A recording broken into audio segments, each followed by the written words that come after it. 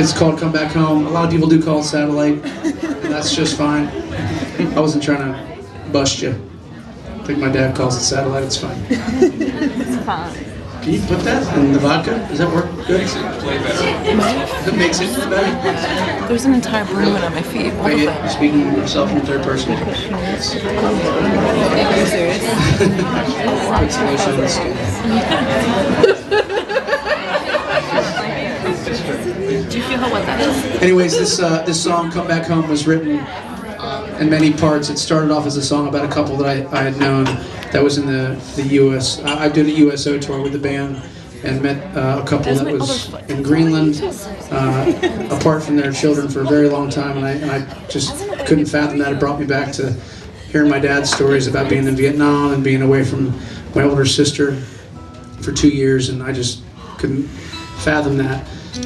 So the song started off as that, and then in the middle of that process, we lost our drummer, Chris, and sort of steered the song in that direction. I wanted it to basically reflect what his family would feel like in his hometown, where they drive around and see, his house and his, just the places he hung out at, and hoping that his car was there, and hoping he'd be, it really wasn't true. So, and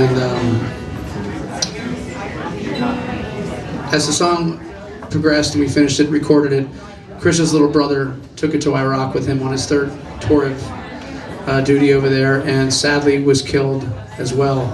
And so during that, losing Blake, Chris's little brother, a year after we lost Chris, was just like a major, it was almost not harder to lose Blake, but it just felt like it came back around again.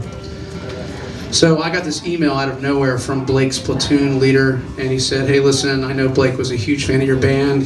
This guy hunted me down, and he was like, Blake brought his drums to Iraq and used to play them in the bass all the time. We knew all your songs, and they took this song, Come Back Home, and used it in a slideshow for everyone they lost in the month of March over there last year." So every time I play it, I think about that, and the best part of that was, I don't think you weren't. Were you at Wolf Trap this summer? It's been so many times. His bass came from North Carolina. They all drove up in a bus after Blake was supposed to come home like 6 weeks later. And so they came up, and they all came up to Wolf Trap, which is this big outdoor thing we do. And we had like a little lunch with them, and they stood in the third row. We played this song, and it was just heavy. So.